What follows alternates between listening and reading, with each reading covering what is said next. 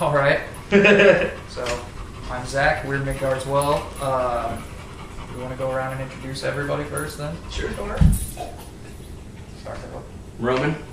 Allie. Jess. Chris. We're Midgards, yay! So we wanted to talk about intro, right? Yeah. Like, so, I don't know. Do we have a specific way of stating our purpose? I mean, I know the general idea of like spreading the knowledge of our religion and. So it's always been our biggest drive is knowledge, intelligence, Yeah.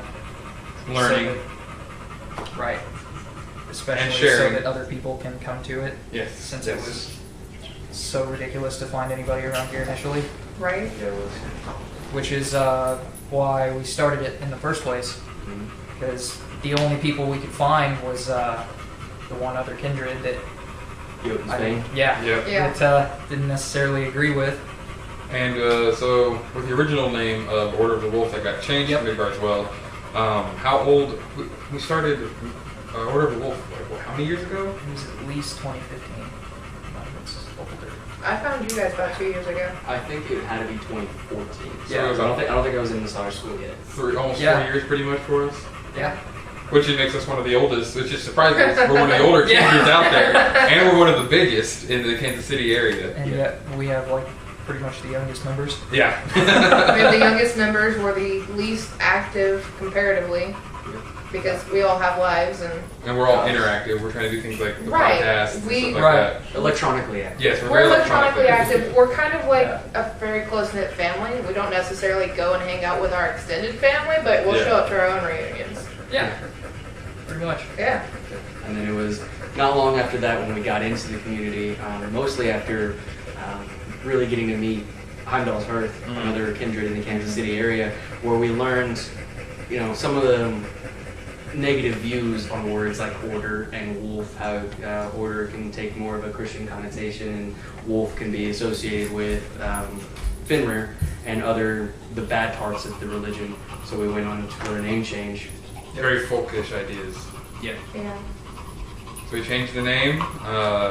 We have, of course, the page, which I'm sure we'll post this on. Yeah. Midgardswell, Facebook.com. Yep. And then I just started Hammer and Axe, which is more of an independent blog. And then we also have the Sunstone Project, which is supposed to help bring everyone closer together so no one has to struggle as hard as we did to find someone Yes. close to them. It took me months of random Facebook searching to even find these guys. Yeah. It was... And never be afraid to, with the Sunstone Project, message us on Yeah. Midgardswell's Oh, yeah. page. Even on Hammer and Axe's page. Yep. The Sunstone Project has its own email, just in case you guys didn't know that. Maybe We'll put it on the screen. yeah. We have an email, so if you don't want to contact us through Facebook, or if you don't have Facebook, just email us there.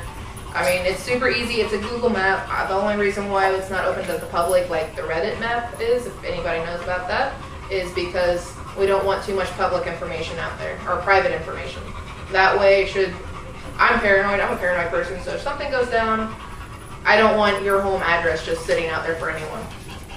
Yeah, especially with stuff that's been going on in the area lately. Yeah, exactly. Guilt by association might be a very big thing. Yes. And that'll be one of the big things, too, to talk about is the fact that Midgardswell, even when we were Order of the Wolf, from then on till forever, we are non-folkish. We are accepting of any multicultural or single cultural background. And we were apparently stepping on toes from day one. Yes, we've been stepping on toes. since We were day one. making people angry before we were a thing. So, It makes some people angry that it doesn't matter if you're biracial, multiracial, not white, doesn't matter. We've even got associate members is something we're working on as well. You don't even necessarily have to be an Asatru practitioner to be a part of our group. We're so focused on industriousness from the Nine Noble Virtues and wisdom, as Odin teaches us.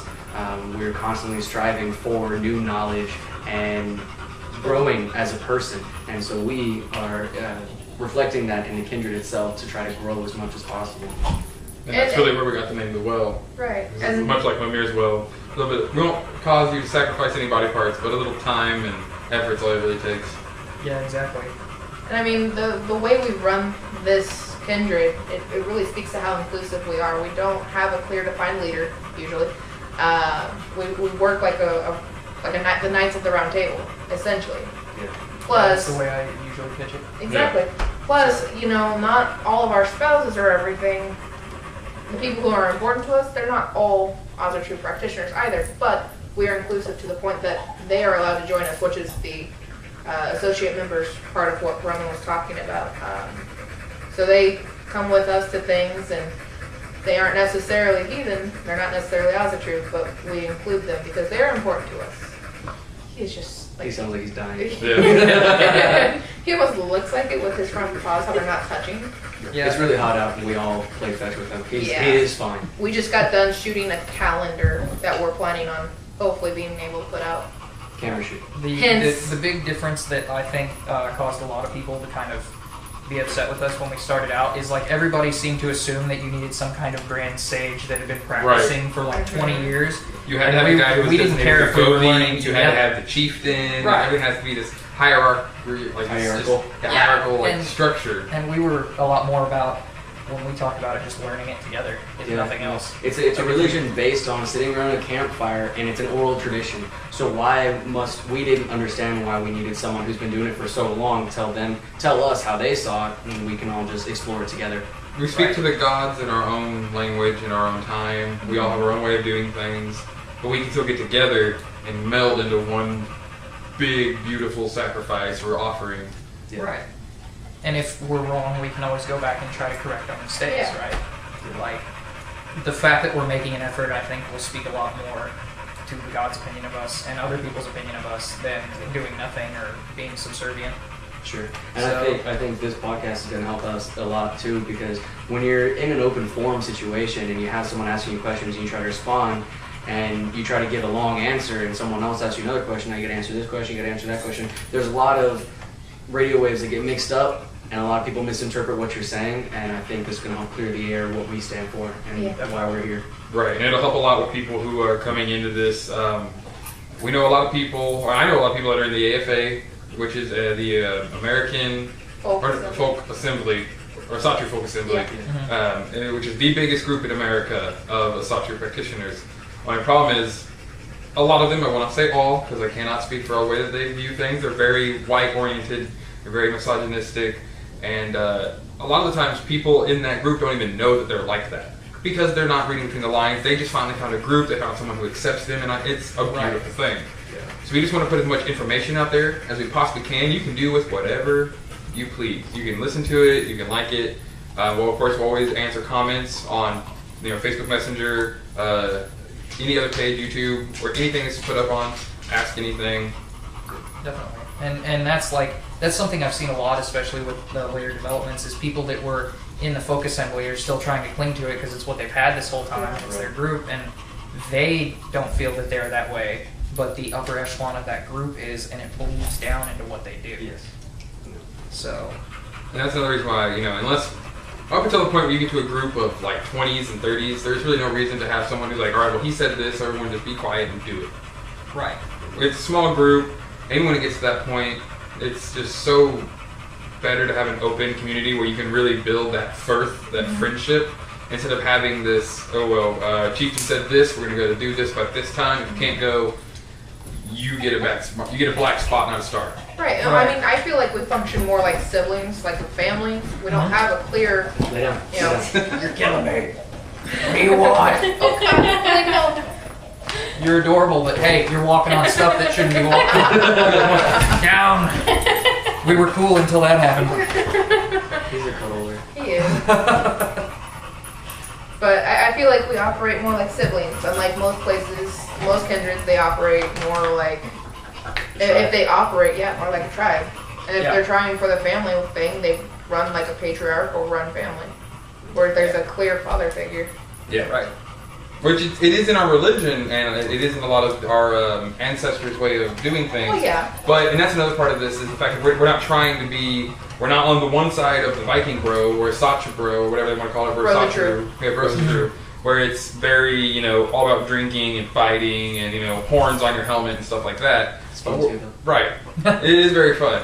But we're also not extremely hardcore traditionalists. Right. We do the Poetic and Prose Eddas. If you have any questions about the lore, go to the lore itself. Those are both great books to read. They'll teach you a lot about how practice is done, their gods, and their backstories. But you don't have to do everything like it's still 902, Yeah. AD. Right. Hitchhike Right. on that. That's one thing we want to do as well with this podcast. We eventually want to start telling the epic stories. We'll have our own version, our kindred version, how we see these things. Basically, get back to this is an oral tradition. We want to tell these stories, right? And it's going to help bring us better to gods. Eventually, we'll probably have some videos on bloating, how our kindred bloats. And just do some fun stuff, whatever we do around the Kansas City area. Sword fighting, Sword fighting, Yeah. Glima, shield making. She's making chainmail, really cool stuff. She doesn't talk much, but she will constantly be making things. Yeah.